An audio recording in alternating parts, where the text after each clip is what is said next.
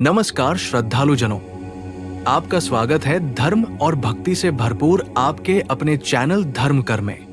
आज हम लेकर आए हैं श्रावण मास के शुक्ल पक्ष की पंचमी तिथि को मनाए जाने वाले पावन पर्व नाग पंचमी की वो पौराणिक कथा जो न सिर्फ भावुक करती है बल्कि नाग देवता के प्रति श्रद्धा और विश्वास को और भी प्रगाढ़ कर देती है। इस पर्व को उत्तर भारत में बड़े धूमधाम से मनाया जाता है। भारत के कई हिस्सों में इसे अलग अलग नामों और परंपराओं से जोड़ा गया है।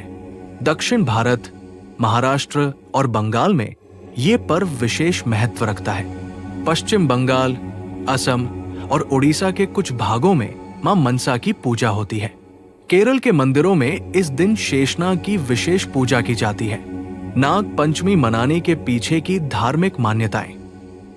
हिंदू धर्म शास्त्रों के अनुसार शेषनाग के फन पर यह पृथ्वी टिकी हुई है। भगवान विष्णु क्षीर सागर में शेषनाग की शैया पर शयन करते हैं। श्री कृष्ण के जन्म के समय वासुदेव जी ने यमुना पार कराते समय नाग की सहायता ली थी। समुद्र मंथन में नाग देव ने रस्सी बनकर देवताओं की सहायता की थी। भगवान शिव अपनी गर्दन पर वासुकी नाग को धारण करते हैं। ऐसी मान्यता है कि नाग पंचमी के दिन पूजा करने से राहु केतु के दोष, कालसर्प योग जैसी बाधाएं दूर होती है। साथ ही वर्षा ऋतु में जब सांप अपने बिल छोड़कर बाहर आते हैं तब उनके संरक्षण के उद्देश्य से भी ये पूजा की जाती है।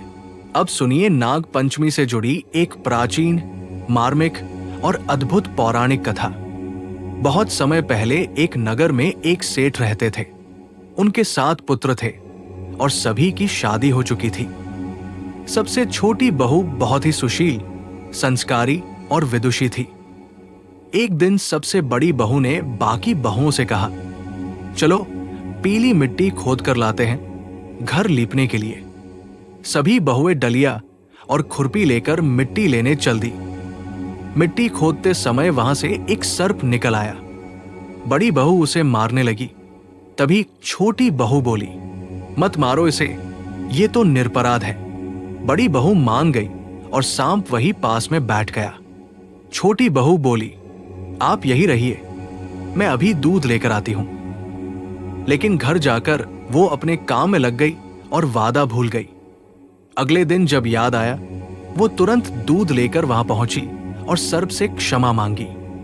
सर्प बोला, मैं तुझे डस लेता, लेकिन तूने मुझे भाई कहा है, अब तू मेरी बहन हुई, जो चाहे मांग ले।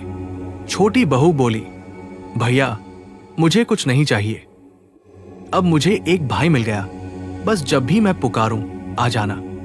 कुछ समय बाद जब सावन आया, सभी बहुएं मायके जाने लगी। छोटी बहू उदास हो गई क्योंकि उसका कोई भाई नहीं था।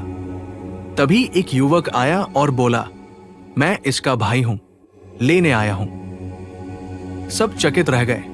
सेठ जी ने विश्वास करके उसे साथ भेज दिया।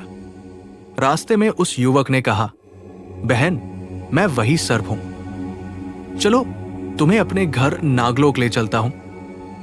छोटी बहू ने हिम्मत दिखाई और उसके कहे अनुसार चली गई। नागलोक का वैभव देखकर वो चकित रह गई। वहां की माता ने उसे गले से लगाया।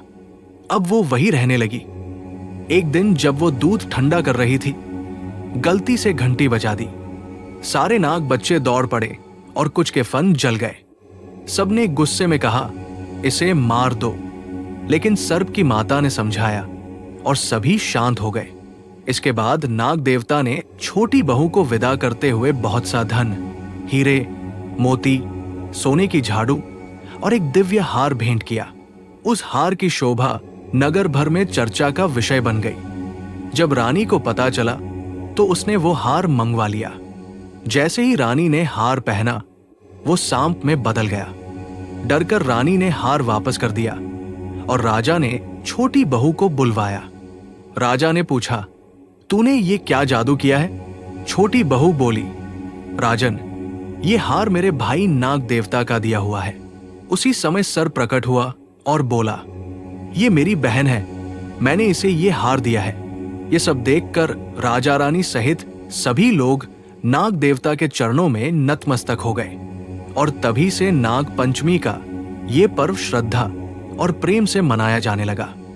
तो दोस्तों, कैसी लगी आपको नाग पंचमी की ये अद्भुत पौराणिक कथा? नीचे कमेंट बॉक्स में जय नाग देवता लिखकर हमें जरूर बताएं। इस वीडियो को अपने परिवार और दोस्तों के साथ जरूर शेयर करें ताकि इस पावन कथा का संदेश हर घर तक पहुंचे।